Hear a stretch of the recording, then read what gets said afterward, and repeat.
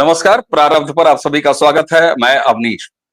हमारे साथ स्क्रीन के दूसरे हिस्से में प्रारब्ध के इस मंच के सबसे ज्यादा पसंद किए जाने वाले हमारे अतिथि वक्ता गौरव प्रधान जी का स्वागत है। एक छोटे से अंतराल के बाद हमारे साथ हैं, स्वास्थ्य लाभ करने के बाद। तो गौरव जी, सबसे पहले आपके अच्छे स्वास्थ्य की बधाई। और आप जिस तरीके से ईश्वर की कृपा से नवरात्र के इस पावन पर्व के दौरान स्वस्थ रूप से प्रारब्ध के इस अपने मंच पर वापसी आपने की है, आपका बहुत बहुत स्वागत। नमस्कार। बहुत बहुत स्वागत, बहुत बहुत नमस्कार सभी दर्शकों को। जी। और गौरव जी, 90-90 आज 90 का आंकड़ा, 9 दिनों का नवरात्र, 90 विधानसभा सीटों वाली हरियाणा विधानसभा और 90 ही सीटों वाली हमारी जम्मू कश्मीर की विधानसभा।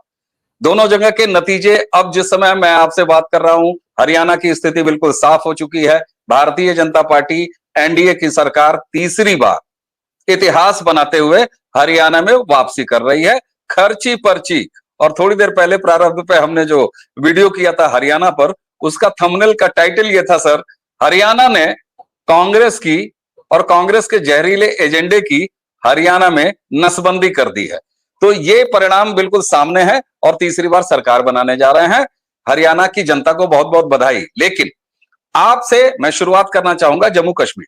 जम्मू कश्मीर 370 के बाद पहला चुनाव। सुप्रीम कोर्ट ने जब 370 की तमाम याचिकाओं को निरस्त किया था और केंद्र सरकार के उस फैसले की सराहना की थी और उसको हरी झंडी दिया था कि बिल्कुल सही किया, 370 हटा के कायदे से किया, संवैधानिक रूप से किया और सारी याचिकाएं निरस्त हो गई थी। लेकिन उसी के साथ सुप्रीम कोर्ट ने यह भी कहा था कि आप नवंबर तक चुनाव करा लीजिए। और आप देखिए कि किस तरीके से केंद्र सरकार ने भारत की जुडिशरी, भारत की सर्वोच्च न्यायपालिका का सम्मान किया और वहां पर मेरे ख्याल से 63% से ज्यादा मतदान वाला जम्मू कश्मीर, ये नए भारत की और नया जम्मू कश्मीर है जो 370 के बाद दिखाई दे रहा है। रही बात वहां किसकी सरकार बन रही है, तो कांग्रेस के साथ एलआई या ये कहिए नेशनल कॉन्फ्रेंस के साथ छोटा पार्टनर कांग्रेस, जो कि 6 सीटों पर अभी तक बढ़त बनाए हुए दिख रही है, जीत चुकी है 6 सीट, 41 सीटें जीत चुकी है नेशनल कॉन्फ्रेंस और 29 पर भारतीय जनता पार्टी की जीत लगभग दिखाई दे रही है। 27 वो जीत चुके हैं और 2 सीटों पर आगे चल रहे हैं। इस लिहाज से अगर देखा जाए तो जम्मू कश्मीर में यह साफ हो रहा है कि वहां पर नेशनल कॉन्फ्रेंस और फारूक अब्दुल्ला ने कह भी दिया है कि उमर अब्दुल्ला वो मुख्यमंत्री बनेंगे। ऐसे में 370 के बाद यह किसने कल्पना की थी कि भारतीय जनता पार्टी अपने इतिहास में सबसे ज्यादा सीटें लेके आएगी जम्मू कश्मीर से। सरकार वहां किसकी बन रही है, यूनियन टेरिटरी के अंदर एक विधानसभा रहेगी और यहीं पर यूनियन टेरिटरी वाली एक विधानसभा सोच के दिल्ली की विधानसभा याद आ जाती है, जहां दिल्ली का एक मुख्यमंत्री लगातार कहता है फलाने हमको काम नहीं करने दे रहे। इन सारी चीजों पर मैं चाहता हूं आप हरियाणा पर भी आएंगे क्योंकि हरियाणा पर भी आपके पास व्यापक इनपुट्स हैं। लेकिन मैं गौरव जी आपसे चाहूंगा कि आप जम्मू कश्मीर विधानसभा चुनाव के ये नतीजे आपको क्या बताते हैं, कैसे देखते हैं गौरव प्रधान, जो कि जम्मू कश्मीर में न सिर्फ आते जाते हैं, न सिर्फ काम करते हैं, बल्कि कश्मीरियत को, जम्मू कश्मीर की जमीन को सूंघते हैं, समझते हैं, जीते हैं। क्या कहेंगे गौरव प्रधान जी जम्मू कश्मीर के इस विधानसभा चुनाव नतीजों पर? मेरे अवनीश भाई, मेरे पास नया कुछ कहने के लिए नहीं है, क्योंकि जो मैं हमेशा से बोलता आया हूँ वही चीज रिपीट करूंगा। हाँ, संक्षिप्त में अगर एक लाइन में समझना हो तो मैं ये कहूंगा, मेरे 75 ट्रिप जो जम्मू कश्मीर में हुए हैं 370 हटने के बाद, उनका परिणाम आज आया है और मैं पूर्ण रूप से डिस्टिंक्शन के साथ सफल हुआ हूं। बड़ी अजीब बात है ना, क्योंकि अगर आप ट्विटर खोल के देखिए या यूट्यूब खोल के देखिए तो ये जो 5 लाख 10 लाख वाले फॉलोअर्स वाले हैंडल हैं, इन सब ने ये शोर मचाया कि मोदी ने सबका साथ सबका विकास वहां फेल हो गया, 3% वोट भी नहीं मिल रहा है। सच्चाई ये है कि आपके सुप्रीम कोर्ट ने एक ऑर्डर दिया था, उस ऑर्डर को पालन करने के लिए आपने उसको अपॉर्चुनिटी यूज करा और ये कहना कि 17 सितंबर की जो डेट दी थी कि चुनाव कराने की सुप्रीम कोर्ट ने, मैं ये नहीं मानता कि वो सुप्रीम कोर्ट ने अपने दिमाग से एक डेट निकाल के दे दी। उसमें बहुत सारा इनपुट सरकार का रहा होगा, इंटेलिजेंस एजेंसीज का रहा होगा, फौज का रहा होगा। सो आज जम्मू कश्मीर में इतिहास बना है। यही जम्मू कश्मीर है जहां पर कभी 15% से ज्यादा वोटिंग नहीं होती थी। और इतिहास उठा के देख लीजिए, कोई भी चुनाव ऐसा नहीं होता था जहां पर 2-4 लोग मारे ना जाते हो, बम ना फटता हो, आतंकवादी हमले ना होते हो, पाकिस्तान की तरफ से डिसरप्शन ना होता हो। पहली बार democracy has won in Jammu Kashmir. ना एक बम फटा, ना एक गोली चली, ना कुछ हुआ। जो 17 सितंबर की डेट सुप्रीम कोर्ट ने दी थी, जो टाइम गाइडलाइंस दी थी, टाइमलाइन दी थी, सरकार उस पे खरी उतरी। अब इससे दुनिया में मैसेज क्या गया? पहले हम अपने सुप्रीम कोर्ट को सर्वोच्च मानते हैं, हमारी चाहे जो भी पॉलिटिकल लीनिंग हो, अंडरस्टैंडिंग हो, सुप्रीम कोर्ट इज सुप्रीम, हमारी न्यायपालिका सर्वोच्च, हम उसका सम्मान करते हैं। दूसरी बात, 15% से वोटिंग बढ़ गई लगभग 56% या 60%, सही आंकड़ा नहीं है, लेकिन 50% से ऊपर। एक भी बम नहीं फटा, एक भी गोली नहीं हुई, एक भी आतंकवादी हमला नहीं हुआ। हाँ जी, आप बोल रहे थे। 63.38% the total vote percentage in Jammu Kashmir, sir. तो आपने कभी सपने में नहीं सोचा था कि 63% से ऊपर वोट पड़ सकते हैं। इन वोटों के पड़ने के बाद जीता कौन? National conference. यानी आपने दुनिया में साबित कर दिया कि हमने इलेक्शन रिग नहीं करे थे। जीते वही जो वहां के लोकल हैं। भाजपा ने वहां पर अपने जीतने के लिए कुछ गलत नहीं करा। दूसरी बात, इस इलेक्शन में जम्मू कश्मीर में केवल एक चुना हुआ समुदाय ही वोट नहीं कर रहा था, बल्कि संपूर्ण जम्मू कश्मीर की, चाहे वो बकरवाल हो, चाहे आपके कोई भी और हो, पिछड़ा जाति हो, जो भी हो, सबने वोट किया है। तो आपने उनकी भाषा में बात करें तो जमहूरियत के झंडे गाड़े हैं आपने कश्मीर में। देखिए, जीत हार हमेशा रिजल्ट पे नहीं होती है, जीत हार के कई मायने होते हैं। आज भारत दुनिया की आंखों में जीत गया और पाकिस्तान का प्रोपेगेंडा हार गया। पाकिस्तान ने बहुत कोशिश करी थी जम्मू में, आपके रईस में और जगह कठुआ वगैरह में हमले करके, लेकिन वो सारे हमले फेल हो गए। रहा सवाल कांग्रेस का, तो जो कांग्रेस 35 सीटों पे लड़ रही थी वो 8 पे सिमट गई है, फाइनल रिजल्ट जो भी आए। तो कांग्रेस की जनाधार वहां नहीं है। रहा सवाल भाजपा का, मुझे ये बताइए, इतिहास में आज तक भाजपा का जनाधार कब है? जम्मू को अगर छोड़ दें तो कश्मीर में भाजपा का जनाधार तो है ही नहीं। कश्मीर के लोग, जो जितना मैंने लगभग हर डिस्ट्रिक्ट में समय बिताया है और कई कई दिन बिताए हैं, लोकल लोगों के साथ बिताए हैं, किसान हो, ऑर्चर्ड ओनर हो, पशुपालक हो, बकरवाल हो, सबके साथ मैंने सब, फौज हो। अब सवाल जिसका मैं तमाचे के रूप में जवाब देना चाहता हूं उन सोशल मीडिया के ठेकेदारों को जो ये कह रहे हैं कि वहां पर सबका साथ सबका विकास फेल हो गया, तो पहले आप ये बात समझ लीजिए कि भाजपा वहां चुनाव जीतने के लिए कभी उतरी ही नहीं थी। और ये बात मैं पिछले 4 साल से कह रहा हूं। भाजपा वहां उतरी थी कश्मीर को भारत का अभिन्न अंग बनाने के लिए। अब रहा सवाल सबका साथ सबका विकास, तो कश्मीर को स्मार्ट सिटी बनाने का सबका साथ सबका विकास नहीं है, बल्कि ये एक साइको ऑप्स है दूसरी साइड को दिखाने के लिए कि भारत में कश्मीर को भारत की सरकार या भारत देश कश्मीर को किस नजर से देखता है। पीओजेके में तो सड़कें भी नहीं है। आप बात करें स्मार्ट सिटी तो दूर, पीओजेके में तो सड़कें भी नहीं है। अब पिछले 4-5 साल में भाजपा ने क्या करा? तो भाजपा ने सबसे पहले, आप एक बात समझिए, कश्मीर में लगभग 5 से 7 लाख की फौज है। 5 से 7 लाख की फौज में आधे ऐसे होंगे जिनका, या चौथाई ऐसे होंगे जिनका परिवार वहां रहता होगा। फौज के लिए सप्लाई चाहिए, खाना पीना, रसद इत्यादि इत्यादि चाहिए। बहुत सारे सैकड़ों वेंडर होंगे जो फौज को सामान देते हैं, चाहे वो सब्जी हो, मीट हो, अंडे हो, इक्विपमेंट्स हो, हथियार हो, गोला बारूद हो, जो भी सप्लाई करते हैं।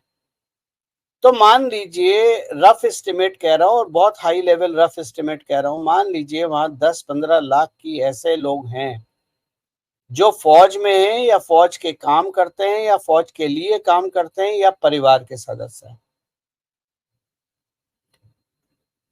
कल तक 2014 से पहले सड़कें नहीं थी, फौज का मूवमेंट नहीं हो सकता था।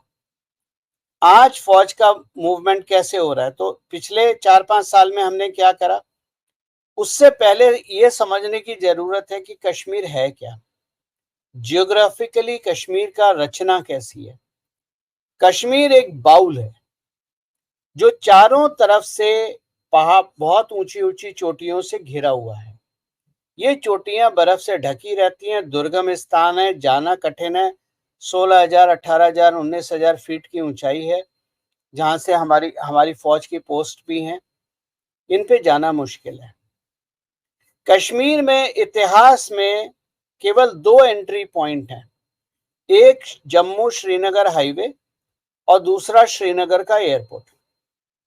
अगर आप आजादी के बाद की समय में जाते हैं, तो जब पाकिस्तानी कबाइलों ने, जो कि पाकिस्तानी आर्मी के रेगुलर्स थे, उन्होंने जब हमला करा, तो पहला हमला उन्होंने करा था जम्मू कश्मीर श्रीनगर के एयरपोर्ट पे, जिसको हमारी 1 सिख रेजिमेंट ने बचाया था।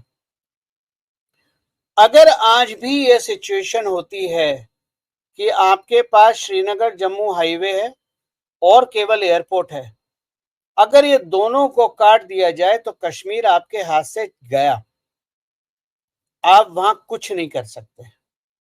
और यही इसका कुछ अंश आपको देखने को मिला था कारगिल वॉर में।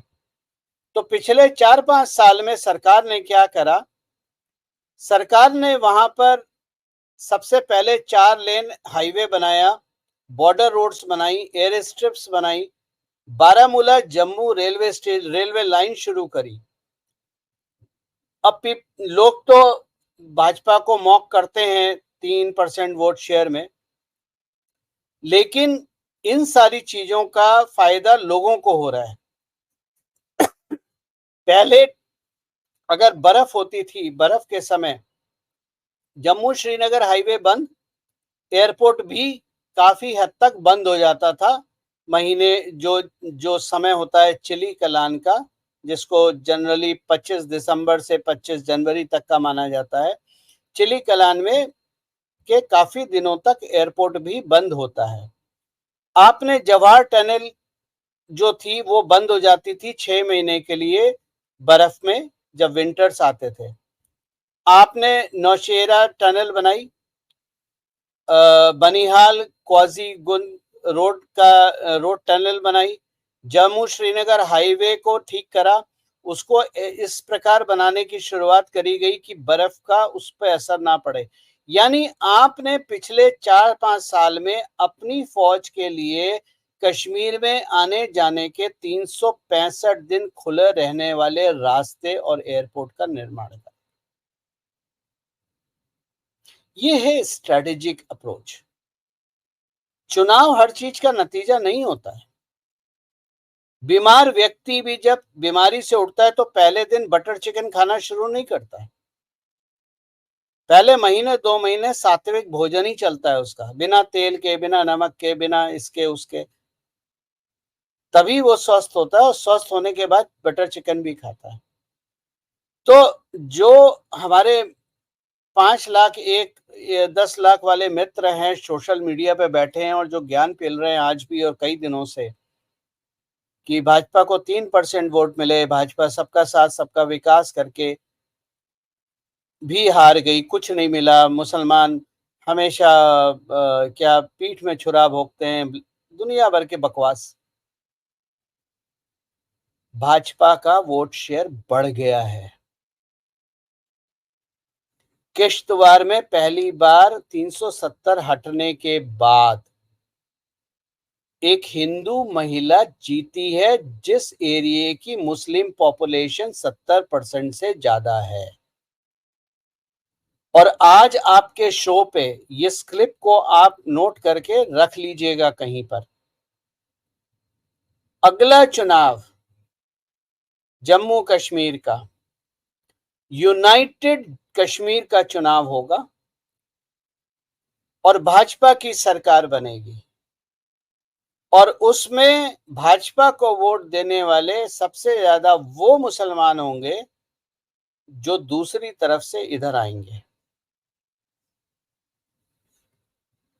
मैंने कई बार अपने दर्शकों को समझाया है कि जी जम्मू कश्मीर हिंदू मुसलमान का इशू नहीं है। जम्मू कश्मीर श्रीनगर वर्सेस कश्मीर का इशू है। अभी कुछ लोग कमेंट कर रहे थे कि गुरेज में तो भाजपा हार गई। भाई, गुरेज में भाजपा थी कब? भाजपा का जो भी छोटा मोटा वोट शेयर गुरेज में आज बना है, वो धीरे धीरे बनेगा ना। चुनाव के नतीजे एक दिन में नहीं आते हैं। कश्मीर को हमें सबसे पहले भारत में जोड़ना है, संपन्न बनाना है। पड़ोसी अगर देखें तो उन्हें भी लगे कि भारत में जुड़ने का फायदा है। अब आपको एक छोटा सा एग्जाम्पल दे रहा हूं, मैंने कभी इस बात को पब्लिकली नहीं बोला। आप जानते हैं कि मेरा बहुत काम है कश्मीर में। लगभग LOC के हर चप्पे चप्पे पे गौरव प्रधान फाउंडेशन का कुछ ना कुछ काम है, चाहे वो स्कूल बसेस हों, स्कूल्स हों, यूथ सेंटर हों, हॉस्पिटल्स हों, प्राइमरी हेल्थ सेंटर हों, मेडिकल कैंप्स हों, हमारा काम है। हमने 1 करोड़ खर्च करके 2 स्क्रीन्स लगाई थी, एक उरी में, एक केरन में, जहां से पाकिस्तान साफ दिखता है, मतलब सामने हमारे पाकिस्तान है। उरी में ब्रिज पार करने के बाद और केरन में नदी पार करने के बाद। आपको क्या लगता है कि ये 50-50 लाख की स्क्रीन हमने वो उस गांव के लिए के लोगों के लिए लगाई है जहां की टोटल आबादी ही 40-50 है? यानी हमने 1 लाख रुपए पर आबादी के एक बंदे पे खर्च कर दिया, उसे ये दिखाने के लिए कि कश्मीर में क्या हो रहा है या भारत में क्या हो रहा है। जी नहीं।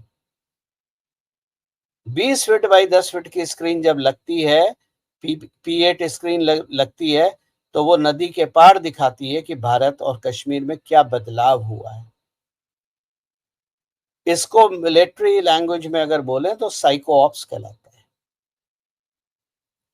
तो कश्मीर अभी अनटोल्ड स्टोरी है, चैप्टर खत्म नहीं हुआ। कश्मीर की जर्नी तो आज शुरू हुई है।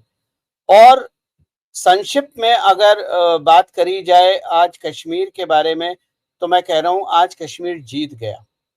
आज कश्मीर इसलिए जीता क्योंकि जहां 15% वोटिंग नहीं होती थी, वहां 60% से ज्यादा हो रही है। 0 कैजुअलिटी, एक भी मौत नहीं हुई, कोई इंसिडेंट नहीं हुआ और किसी को वोटिंग करते पे डर नहीं लगा। एक बम नहीं फटा, एक बुलेट नहीं चली। जम्मू कश्मीर की हर कम्युनिटी ने, जिसको वोट का अधिकार नहीं था पहले, उसने खुल के वोट करा और डेमोक्रेसी के इस पर्व को सेलिब्रेट करा। First time in history of Kashmir democracy is restored. और आज सबसे बड़ा दर्द पता किसे होगा? जी उन्हें नहीं जो चुनाव हार गए।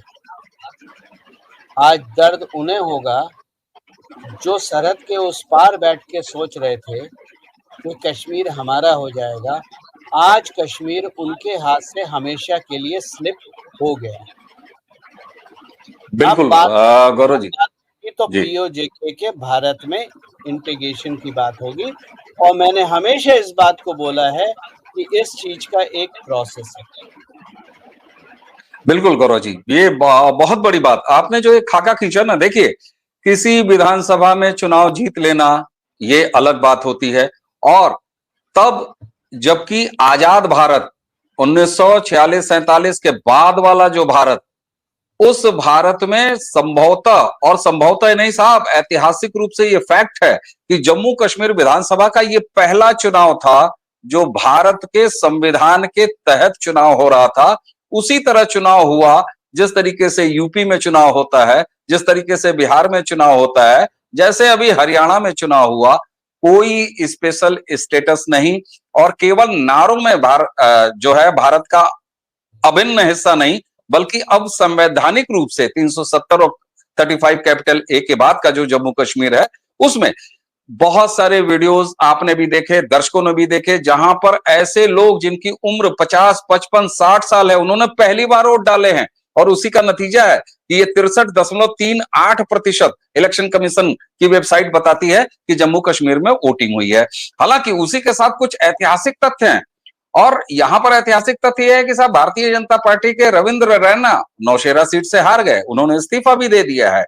उसी के साथ आप देखें तो उमर अब्दुल्ला, इन्होंने दोनों सीटों से जीत की है, और वहीं पर महबूबा मुफ्ती की अपनी लड़की चुनाव हार जाती है। महबूबा मुफ्ती की पार्टी भी कहां पर चली गई है ये अलग बात है, लेकिन जम्मू कश्मीर का एक नया लोकतांत्रिक स्वरूप दिखाई दे रहा है। और आपने एक बहुत बड़ी बात कही साहब, बहुत बड़ी बात कही कि कोई बीमारी से उठता है, अचानक बटर चिकन नहीं खा लेता है।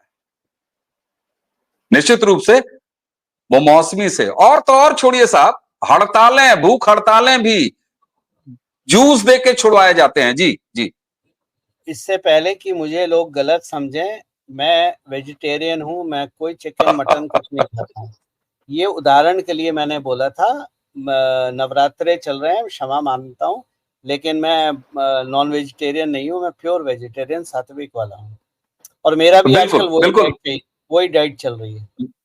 बिल्कुल गौरव जी, हमारे दर्शक इतने प्रबुद्ध हैं, वो जानते हैं कि ये रूपक है, इस रूपक पे बात हो रही है। मां जगदंबा के ये दिन चल रहे हैं, इसमें जो खाता भी होगा वो भी सनातनी इस समय उससे दूर है। बहरहाल सर, जम्मू कश्मीर में अब जो भविष्य है आगे, एक सच्चाई है। लोग कहते हैं कि साहब, बहुत सारे लोग, इससे पहले भी मैंने जो आपके साथ वीडियो किया था उस पर भी ये चिंताएं रखी थी, बहुत सारे राष्ट्रवादी खेमे के लोग वो कहते हैं, जो बिल्कुल सनातनी हैं, जो बिल्कुल राष्ट्र प्रथम के भाव से जीते हैं, उनको नहीं पता, वो 10 लाख 5 लाख फॉलोवर वाले नहीं हैं, वो सामान्य समझ के लोग हैं, हमारी आप तरह के लोग हैं। वो उनकी एक आशंका थी कि साहब सब कुछ अच्छा चल रहा था, सेंट्रल यूनियन टेरिटरी बनी हुई थी, क्या जरूरत थी चुनाव कराने की। तो खैर ये तो आपने भी बता दिया, और ये हम बार बार बताते रहे हैं कि सुप्रीम कोर्ट का ये आदेश था, इसलिए ऐसे चुनाव हुआ। अब ऐसे में एक बात आती है जो सामने, अब वहां विधानसभा हो जाएगी, अब वहां पर उमर अब्दुल्ला शपथ ले लेंगे, लेकिन साहब ये तो सच्चाई है ना कि यूनियन टेरिटरी है, और एक यूनियन टेरिटरी तो दिल्ली भी है, वहां भी एक मुख्यमंत्री होता है। तो ऐसे में जो राष्ट्रवादी है उनकी ये चिंता कि अब सब कुछ वहां पर पलट जाएगा, वहां की सरकार फिर उल्टा पुल्टा करेगी, और वो अभी तब जब नेशनल कॉन्फ्रेंस, जो कि अब कांग्रेस के साथ सत्ता में आ रही है, उसने ये कहा कि 370 की वापसी उनका एजेंडा है। ये आशंकाएं जो एक आम राष्ट्रवादी के मन में है, मैं चाहता हूं कि गौरव प्रधान जी उसको जरूर एड्रेस करें, और इसके बाद हम सीधे जम्मू कश्मीर से निकलेंगे और फिर हमारी गाड़ी रुकेगी हरियाणा में। जी देखिए, 17 सितंबर की जो डेट सुप्रीम कोर्ट ने दी थी और सरकार ने उसका मान रखते हुए चुनाव कराए। आप ही ने बताया कि 370 पे याचिकाओं को खारिज करने के बाद जो ऑर्डर था, वो ऑर्डर ये था कि आप चुनाव करा दीजिए। तो आप देखिए, पहले संसद में 370 हटी, फिर 370 को कई याचिकाओं में सुप्रीम कोर्ट में चैलेंज किया गया, संवैधानिक पीठ के सामने चैलेंज किया गया, सुप्रीम कोर्ट ने सारी याचिकाओं को खारिज कर दिया, और उसके बाद जो एक लास्ट टेस्ट होता है, मतलब ताबूत में कील ठोकने का, और कील नहीं कीला ठोकने का, वो था कि 17 सितंबर तक 2024 तक आप चुनाव करा दीजिए, आपको 1 साल का समय दिया जाता है। आपने चुनाव करा दिया, यानी अब 370 ताबूत में गड़ चुकी है। और रहा सवाल ये, जो आपने G20 का मंचन देखा, वहां पर आपने बिना कोई इंसिडेंट हुए चुनाव देखा, वहां पर आपने निष्पक्ष जुडिशरी का जजमेंट देखा वहां पर, तो दुनिया भी ये चीज देख रही है। और उसी का नतीजा है कि 370 हटाने के टाइम पाकिस्तान, मलेशिया और टर्की एक तरफ थे और अमेरिका पीछे से उंगल कर रहा था। आपको जान के हैरानी होगी कि पाकिस्तान अब अकेला रह गया है। मलेशिया से हम निपट लिए और इस बार यूनाइटेड नेशन में ऐतिहासिक रूप से पहली बार टर्की ने कश्मीर का नाम भी नहीं लिया, यानी उसने भी पाकिस्तान को अपनी गोद से उतार के बाहर फेंक दिया। अब दुनिया में अगर एक जगह रह गई है जो कश्मीर का विरोध करती है, तो वो केवल पाकिस्तानी रह गए। और पाकिस्तान में क्या हो रहा है और कल रात को क्या हुआ है, बस ये तो सिंगल मॉल्ट पे ही डिस्कशन हो सकता है उस बारे में, जो कि आजकल बंद है। बिल्कुल ठीक है, आप अपने स्वास्थ्य का ध्यान रखिए, और 2 वजहों से बंद है। खैर, बहुत कुछ खुला हुआ है। अब हम खोलते हैं जरा सा अगला चैप्टर, हरियाणा का। साहब, ये इतिहास है, और मेरी एक आशंका, इसके बाद मैं पूरा टेक आपको देता हूं। मेरी एक आशंका, आप इसे करेक्ट कीजिएगा कि मैं अपनी नासमझी में ही सही, ये जो एक मैंने स्टैंड रखा है। जी जी। एक चीज जो मैं कश्मीर के बारे में बताना भूल गया, जिसका आपने जिक्र करा था। दिल्ली में जब नटवर लाल की सरकार बनी थी, तब दिल्ली एक आधा प्रदेश था, जिसको हम बोलते हैं हाफ स्टेट। धीरे धीरे उसमें संशोधन किया गया और सारी पावर एलजी के हाथ में दे दी। यहां मोदी सरकार ने कुछ सीखा कि आप समझ रहे हैं ना, जम्मू कश्मीर में चुनाव कराने का ऑर्डर दिया था सुप्रीम कोर्ट ने, लेकिन सुप्रीम कोर्ट ने यह नहीं बोला था पावर क्या होंगी, वो सरकार के हाथ में छोड़ दिया था। आज उमर अब्दुल्ला वहां के चीफ मिनिस्टर बनते हैं, फारूक अब्दुल्ला बनते हैं, कोई भी बनता है, सरकार एलजी की रहेगी। और एलजी की रहेगी तो एलजी की टीम में national security, arm forces operations, ये सारे लोग अहम लोग हैं और रहेंगे। तो जहां तक, क्योंकि मेरा संबंध पॉलिटिकल परसेप्शन या पॉलिटिकल उठापटक या प्रोपागंडा से नहीं होता है, मैंने हमेशा इस बात को बोला है, मेरे लिए कोई दुश्मन नहीं है, मेरे लिए केवल भारत इंपॉर्टेंट है। जम्मू कश्मीर सुरक्षित था, सुरक्षित है और सुरक्षित रहेगा। और कोटि कोटि प्रणाम उन लोगों को जो बहुत बड़े 5 लाख या 10 लाख के फॉलोअर वाले लोग तो नहीं है, जिनकी रीच बहुत छोटी है, लेकिन उन्होंने जमीन पे काम करा है और जम्मू कश्मीर को वो भगवान शिव और माता पार्वती का स्थान मानते हैं, शिव और शक्ति की भूमि मानते हैं। जम्मू कश्मीर सनातनी था, सनातनी है और सनातनी रहेगा। वंदे मातरम, जय हिंद। बिल्कुल। और गौरव जी, आप सोचिए जरा, ये यात्रा कहां से कहां तक चली है। आपने कहा कि जम्मू कश्मीर हमारा है। कभी ये बात कही जाती थी कि जम्मू कश्मीर भारत का अभिन्न हिस्सा है, यहां से चल के हमारी यात्रा कहां तक चली आई है। अब जम्मू कश्मीर वैसे ही है जैसे यूपी है, जैसे बिहार है, जैसे मध्य प्रदेश है, जैसे राजस्थान है और जैसे हरियाणा है। ये अपने आप में एक ऐसा परिवर्तन है जिसको हमने 7 दशकों के बाद आजाद भारत में अब जाके अचीव किया है। और इसीलिए मैंने कहा कि ये पहला चुनाव था। अवनीश भाई, एक जियो पॉलिटिकल रीजन और भी है कश्मीर के बारे में। जैसे कि जो हमारे मित्र लोग हैं ट्विटर पे, बड़े बड़े सेलिब्रिटी हैं, भाजपा को, मोदी को गालियां देते हैं, सबके साथ की बात करते हैं। इन लोगों ने जिंदगी में कभी जम्मू कश्मीर में पैर नहीं रखा है और इनको जम्मू कश्मीर की ज्योग्राफी, मैं डेमोग्राफी की बात नहीं कर रहा, मैं ज्योग्राफी की बात कर रहा हूँ, इनको जम्मू कश्मीर की ज्योग्राफी नहीं पता है। बुरा मत मानिएगा, पर गुस्सा आती है इन लोगों पे, क्योंकि ये लोग भड़काते हैं समाज को। आपको याद होगा 2013 में कांग्रेस की सरकार जब सेंटर में थी तो सियाचिन को ऑलरेडी पाकिस्तान को देने की बात कर दी गई थी मनमोहन सिंह सरकार ने, और उसके बाद वो एक कूप अटेम्प्ट हुआ था दिल्ली में। अब जनरल वीके सिंह खुल के तो कभी बोलेंगे नहीं, क्योंकि उनकी मर्यादा है एक सोल्जर की। शेखर गुप्ता ने इस पे आर्टिकल लिखा था, जिंदगी में एक ही आर्टिकल के साथ मैं शेखर गुप्ता से एग्री हुआ था कि अगर वो कूप नहीं होता तो सियाचिन गया था। अब सियाचिन क्यों? आप हिमालयन बेल्ट मैप खोलिए और हिमालयन बेल्ट देखिए, सियाचिन से शुरू हो जाइए, अरुणाचल आ जाइए, तवांग आ जाइए और उसके बाद सिक्किम चले जाइए। ये पूरी की पूरी आपको जब मैप आप देखेंगे ना, कलर्ड मैप, तो ये पूरी की पूरी जो लाइन है ये सफेद दिखाई देगी। ये पता है क्या है? ये हमारे ग्लेशियर्स हैं। सियाचिन क्यों छोड़ने की बात हुई थी? सियाचिन की स्टोरी क्या थी? डीमिलिटराइज सियाचिन, यानी वहां से मिलिट्री को हटा लेना का समझौता था। वहां मिलिट्री है किसकी? भारत की ही तो है। तो डीमिलिटराइज का मतलब है कि भारत की सेना को सियाचिन से हटा लेना, यानी सियाचिन को खुला सांड की तरह छोड़ देना। अब उसे जो भी पकड़े। अब आप सियाचिन से जब अरुणाचल, तवांग और सिक्किम तक आते हैं, क्योंकि ये बेल्ट आप लोगों ने नहीं कवर की है, मैंने ये बेल्ट अपनी गाड़ी में बैठ के कवर की है, फौजियों के साथ कवर की है, खुद के बलबूते पे कवर की। ये पूरी ग्लेशियर बेल्ट है जहां से भारत को पीने का पानी मिलता है।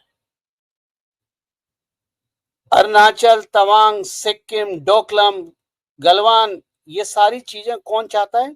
चाइना। सियाचिन से डीमिलिटराइज हो जाओ, अल्टीमेटली किसके हाथ में जाएगा?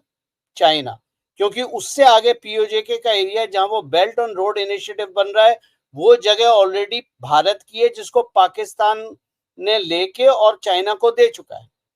और ऊपर आप अस्काचिन चले जाइए, तिब्बत चले जाइए, यानी पूरी की पूरी फ्रेश वाटर का जो भंडार है दुनिया का, जो दुनिया की 60% पॉपुलेशन को पानी पिलाता है, वो चाइना के हाथ में गया। मार लो डुबकी जाके गंगा जी में, पानी नहीं होगा। आपके पास फ्रेश वाटर कहां आएगा? 1999 में मैंने किसी जर्नल के लिए एक आर्टिकल लिखा था, the future war is all about water in south east Asia. तो जम्मू कश्मीर का इलेक्शन मेरे लिए केवल 2 पार्टी 3 पार्टी की सत्ता नहीं है, उस पे सीएम कौन बनेगा वो नहीं है। मेरे लिए 2 पार्टी या 2 मजहबों के बीच की बात नहीं है। मेरे लिए ये नहीं है कि हिंदू डोमिनेट कर रहा है या मुसलमान डोमिनेट कर रहा है।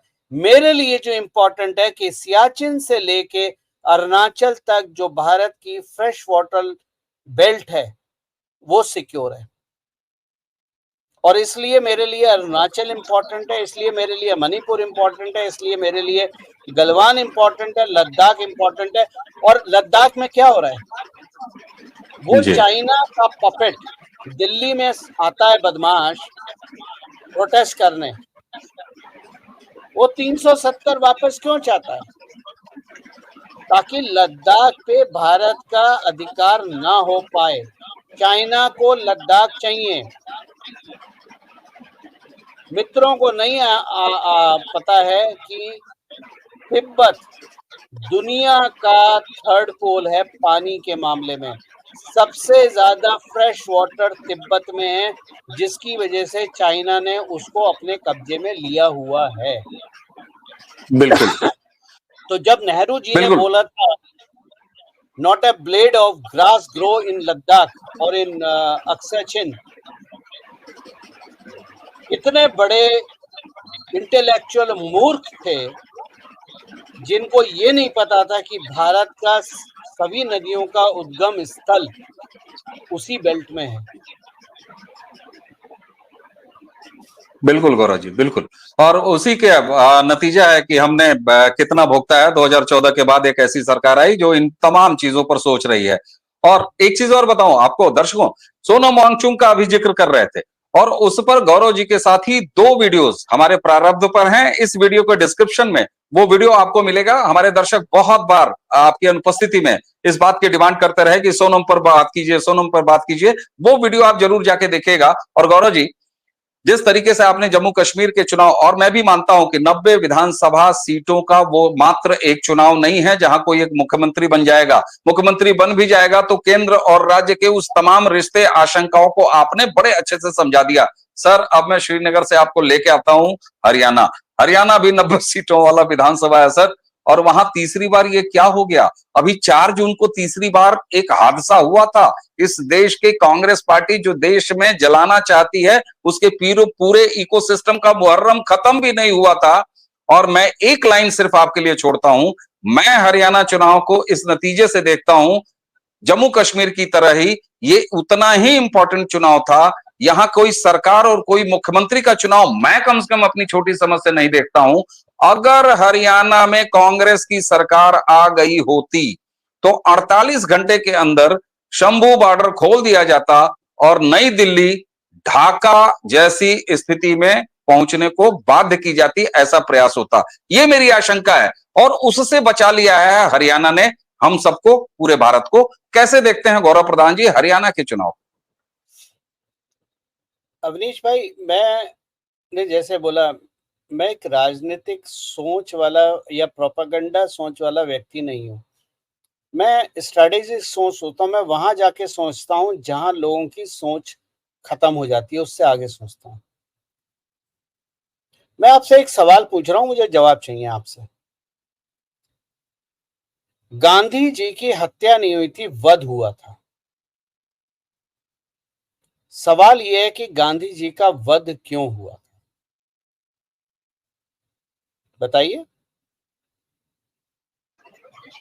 देखिए साहब, हाँ, नाथूराम गोडसे के बड़े भाई गोपाल गोडसे, उन्होंने जो एक चीजें लिखी थी उसमें गांधी वध क्यों, एक ये ड्रामा भी है। और ये ऐसा सवाल है कि जिसका उत्तर 2 अक्टूबर को हमने खोजने का प्रयास किया। निश्चित तौर पर मैं चाहूंगा आप इसको एलाबोरेट करें जी।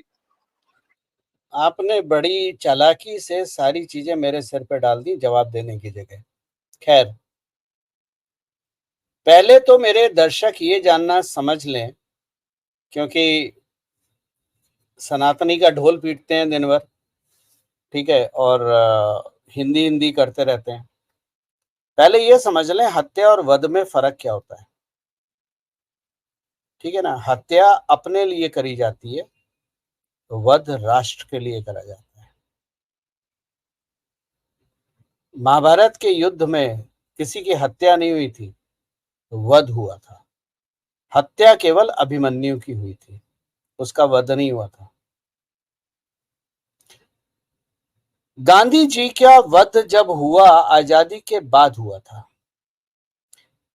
किताबों में, इतिहास में जो बिकाऊ पत्र हमारे इतिहासकार थे, उन्होंने ये लिखा कि नाथूराम गोडसे गांधी जी की पॉलिसी से खुश नहीं थे, इसलिए उन्होंने गांधी जी की हत्या कर दी।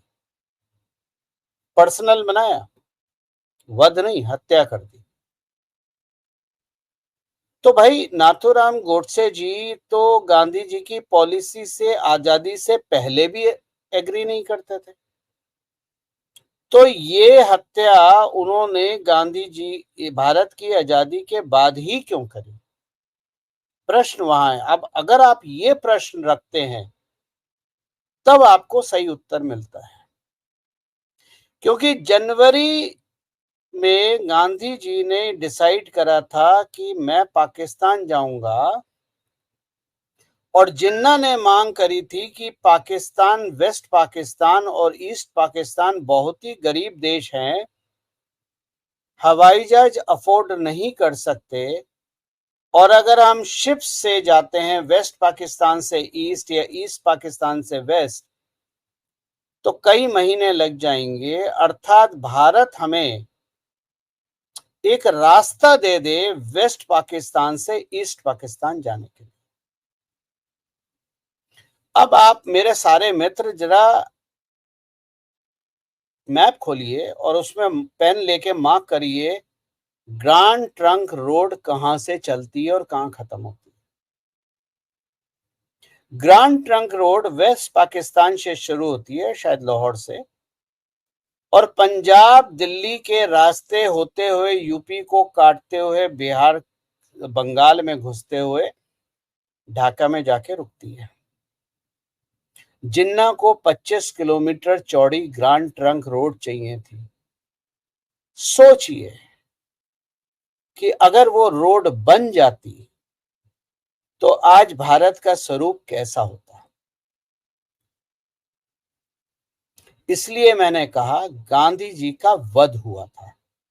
अब इसमें नहीं जा रहे कि नाथूराम गोडसे ने करा था या किसी और ने करा था। मेरी जो अपनी रिसर्च है वो आज भी इस बात को डंके की चोट पे कहती है कि नाथूराम गोडसे ने गांधी का हत्या नहीं करी थी।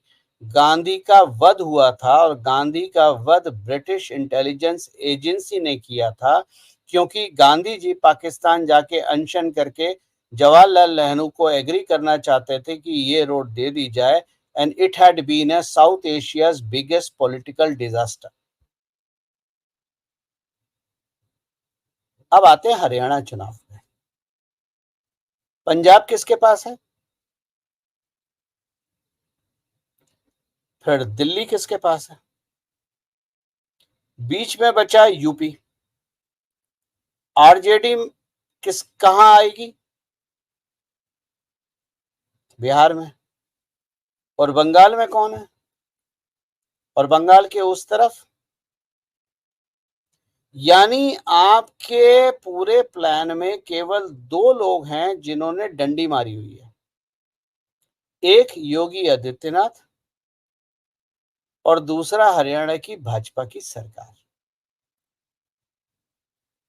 अब आप देखिए, राहुल गांधी तो पहले ही बोल चुके हैं कि वो मुस्लिमों की पार्टी है। राहुल गांधी ने कहना नहीं चाहिए, राहुल गांधी हिंदू नहीं है किसी भी रूप में।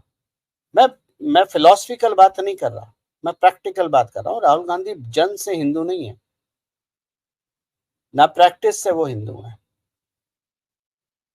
माता कैथोलिक है और पिता मेरे को बोलने की जरूरत नहीं है, मैंने लिखा हुआ है। अब आप जोड़िए, पंजाब आपके हाथ से गया, हरियाणा आपके हाथ से गया, दिल्ली पहले ही जा चुका है, यूपी में समाजवादी पार्टी ने बहुत कोशिश करी थी, बिहार में वही हैं जो टोपी पहन के नमाज पढ़ते हैं, ठीक है, और उसके बाद आपका बंगाल आ जाता है। बहुत पहले पाकिस्तान ने कहा था कि ये हमारा सपना है, ये हम लेके रहेंगे। और उस साइड का जो थिंक टैंक है वो 50-60 साल आगे की प्लानिंग करके चलता है। वो चुनाव टू चुनाव नहीं करता। वो हमारे 5 लाख 10 लाख फॉलोअर वाले जो सेलिब्रिटी है ना, उनकी तरह उछल कूद नहीं मचाता है। इसलिए 2022 में मैंने एक ट्वीट लिखा था, सॉरी ट्वीट नहीं लिखा था, मैंने एक पोस्ट लिखी थी, ट्विटर पे तो मैं हूं ही नहीं, और मैंने लिखा था, ये 10 मार्च 2022 की पोस्ट है, मेरे टेलीग्राम चैनल पे मैंने लिखा हुआ है, अभी पोस्ट कर दिया screenshot. Do you know what will happen, what will be next target of Kejriwal? Haryana. But why? Delhi he is ruling, Punjab you gave him. Once he get Haryana, he will build a direct route from Pakistan to Delhi, which will later be extended to Dhaka. और आज ढाका का क्या हाल है? Who is ruling Dhaka? ISI और CIA? तो आपका ISI और CIA Lahore में है, ISI और CIA आपका बांग्लादेश में है, पंजाब में बोलने की जरूरत नहीं है कौन है, दिल्ली में कौन है, और बंगाल में कौन है। अब इस पूरे रोड पे केवल 2 स्टेट हैं जो रोड ब्लॉक हैं, जो हट गए तो पूरा रास्ता साफ हो जाएगा। इसलिए भाजपा का हरियाणा जीतना जरूरी था। बाकी जो आपको बोलना है राजनीतिक रूप से बोलिए, एक दूसरे का सिर फोड़िए, मुझे उससे कोई मतलब नहीं है। मेरा देश सुरक्षित है, सिक्योर है, मेरे लिए वो काफी है। बिल्कुल गौरव जी, और इसी लिहाज से मैंने भी जो देखने का प्रयास किया, और आपने तो एक इतना बड़ा विजन, वो थी 3 बीघा गलियारा, जिसकी संकल्पना गांधी की जिद थी कि जो कि इस आज के बांग्लादेश और पाकिस्तान से जोड़ दिया जाए, वो संकल्पना अब जाके पूरी की जानी थी। और संभवतः मुझे लगता है कि हरियाणा ने भारत को एक नई त्रासदी से न सिर्फ बचा लिया है, बल्कि पूरे भारत को बता दिया है कि किस तरीके से अपने देश, अपने प्रदेश, अपने मोहल्ले की कोई भी ऐसी व्यवस्था जिसमें वोट से सरकार बनाई जा सकती हो, जिसमें वोट से नगर पालिका चुना जा सकता हो, जिसमें ग्राम प्रधान चुना जा सकता हो, लेकिन अगर मन में और समझ में और सोच में राष्ट्र प्रथम हो, तो हरियाणा जैसे रिजल्ट निकल के आते हैं।